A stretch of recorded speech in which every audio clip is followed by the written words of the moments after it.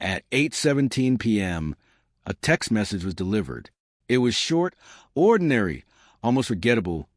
Got home safely. I'll call you later. No typos, no urgency, no emotional tone, just a routine update from a young woman's phone.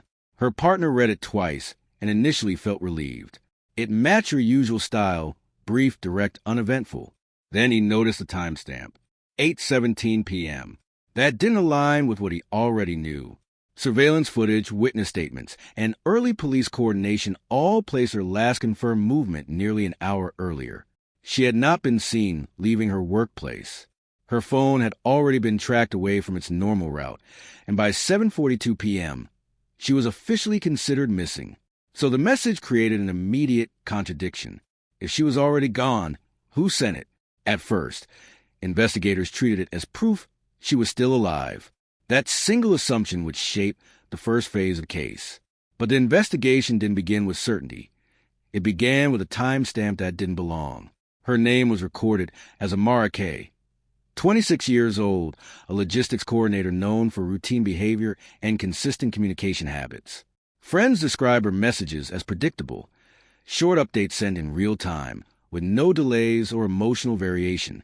Her digital life followed strict patterns: morning check-ins, work coordination, evening summaries. On the day she disappeared, everything appeared normal at first. She left work at 5:31 p.m., confirmed by access logs and security cameras. At 5:49 p.m., her phone connected to a nearby cell tower. At 6:12 p.m., she texted a coworker that she was heading home. That was the last confirmed message she sent. After that, her signal became unstable. At 6:37 p.m., her phone pinged a tower off her usual route. At 7:02 p.m., it disconnected entirely. Then silence until 8:17 p.m. Got home safely. I'll call you later. Her partner tried replying. The message didn't deliver. Calls went straight to voicemail. Panic followed quickly. By 10:04 p.m., a missing persons report was filed, but the damage had already been done.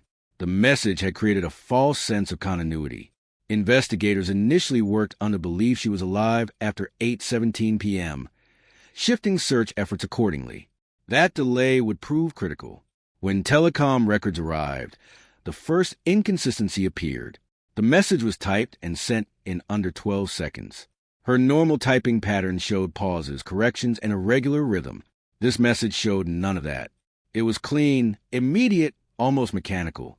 Even more telling, the phone was stationary during transmission.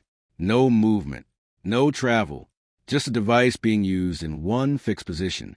That narrowed the possibilities. Either she had reached a safe location or someone else had her phone. Digital forensics deepened the concern. The lock screen had been bypassed after 6:50 p.m. without biometric authentication. The messaging thread was open at 8:16 p.m., 1 minute before the message was sent. No drafts, no edits, one clean entry. Then the phone remained active for 43 seconds after sending the message before going idle. It looked controlled, deliberate. Investigators compared the message to her usual behavior. It didn't match. No natural hesitations, no corrections, no personality markers. It was not her digital signature. At that point, the case shifted from missing person to digital impersonation. Cell tower data added another layer. Between 6:37 p.m. and 7:02 p.m., her phone moved erratically. Too irregular for walking, too inconsistent for driving.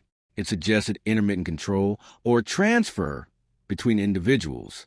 Then a traffic camera captured a parked vehicle for 14 minutes in the same zone as the last active signal. That vehicle was linked to a man indirectly connected to her through work. He had no criminal record, no immediate suspicion, but his phone data overlapped with hers at critical moments. The 8:17 p.m. message now appeared different. It was no longer communication. It was structure, a deliberate attempt to create the impression she was still alive after a key cutoff point. Then came a crucial detail.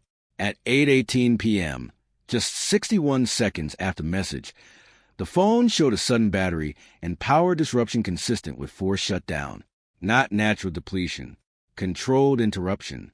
The phone had been actively managed. Not lost, not abandoned, controlled.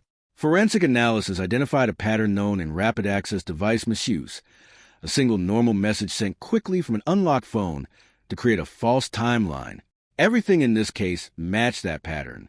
Even more significant, cellular metadata revealed a brief overlap window where two devices were active in the same location, hers and another phone. That overlap lasted less than 2 minutes. Enough for transfer possession. Enough for a single message. When investigators traced the second device, it matched the same vehicle seen earlier. The suspect eventually admitted being with her that evening. He confirmed having access to the phone briefly, but he insisted she was alive when he last saw her. However, his phone records showed an outbound signal at 8:17 p.m. from the same location as hers. Two devices active at the same time. Only one belonged to her. That contradiction collapsed the timeline. She had disappeared before 8:17 p.m. The phone was used afterward. The message was constructed to bridge the gap between reality and perception, to delay discovery, not report truth. The investigation concluded with a reconstructed timeline placing her disappearance hours earlier than initially believed. Digital logs, movement data, and device analysis all aligned. The suspect was charged based on combined forensic evidence. For investigators, the most disturbing realization wasn't just what happened. It was how easily a single message altered the entire direction of the case. For nearly 2 days, resources were focused on a wrong timeline because of one carefully timed sentence. Her family initially felt relief when they saw the message.